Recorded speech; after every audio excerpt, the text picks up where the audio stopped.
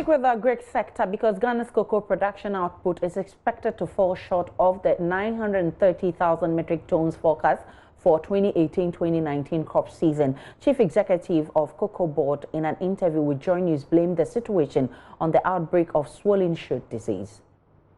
The devastation from the latest records and surveys had been more overwhelming than we actually anticipated or from what we expected.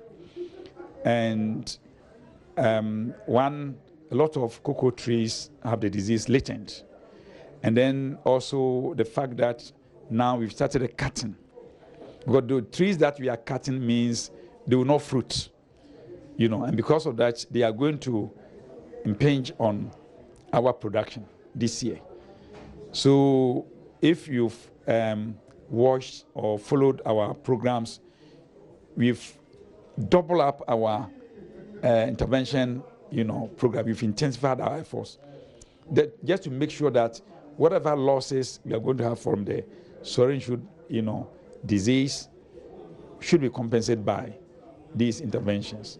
But still, it's going to make it difficult for us to meet our target because we started cutting the trees. 950, right? Yeah, we targeted 930, but it may be difficult for us to meet the target. Will that impact on what you set for next year? In a way, it will, but then the point is that prices have moved slightly up, slightly up. Now prices are around 2,200. They moved from the bottom 1,800, 1,900, now to 1,200. It doesn't still break even, because you need $1,000 to $400. Yes. So this year, this crop season, the disease may cause some, damage. It may sort of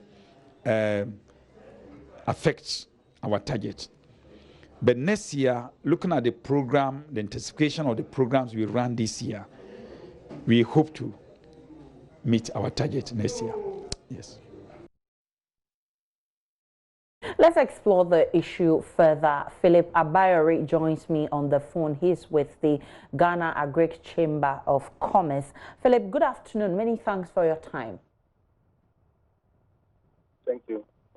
This is a worrying situation. It goes beyond Ghana not being able to achieve production target. It has implications for the farmers' income and the country's export earning. Has this matter come, are you aware of this issue?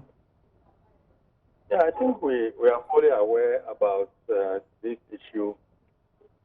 And we are pleased to also note that based on these particular challenges that we are encountering, and we envisage that definitely there may also be others to come.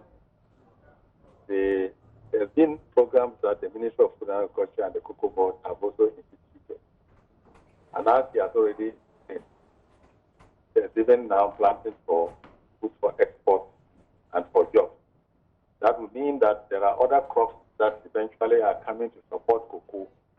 So in the long term, we may not have any difficulty at all. But for now, it is a challenge, but it will overcome because the program that is being set to ensure that the disease is controlled. We may also be lucky once we are doing this exercise and then good cultural practices in production are being used. Yields can also, the trees can also, yield more. So it's not a worrying situation as it is. It's only something that at least is being predicted. So we hope that in the next coming year, we should be able to improve and even triple production or to augment the shortfalls that are going to occur. Important issue is the IMF directive that the country should reduce its cocoa produce pricing, and government stance, which is not in the affirmative. Why is government taking this stance? Do you know? And do you know how is this going to affect the country's economy? Yeah, really, cocoa is one of our largest export earnings, and anything that happens within that sector has an implication on the economy. One thing you shouldn't also forget is that the areas that cocoa are grown are also areas that poverty needs to be addressed.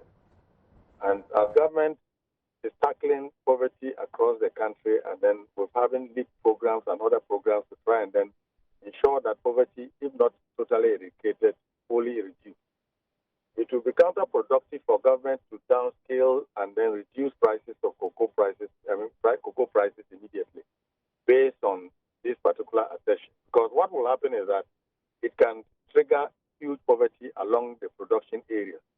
And government will now have to borrow money to come back from the same institutions to come back to augment that particular gap. So it makes sense for government to even be losing money from buying at that particular price to keep poverty below the belt. And then eventually when the prices, the production increases, it can also augment the cost for what government has lost.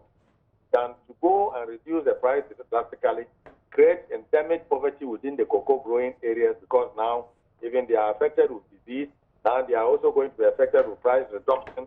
How can you handle such a matter? So I think that you should know that in governance, you need to weigh the equation. The IMF may be looking at it in an economic view. The government is looking at it as a social view, because the government has a social responsibility to guarantee that under the Mobutu Declaration, poverty is reduced and their investment in agriculture increase. So these are some of the issues that may let government think twice about whether to accept total reduction of price or to hold on to it as a social responsibility for government to ensure that poverty is reduced. Many thanks to you, Philip Abayori, for that insight. Philip Abayori is president of Ghana Agriculture Chamber of Commerce, and he's been explaining to us why government must be strict in not accepting that condition from the IMF. Now.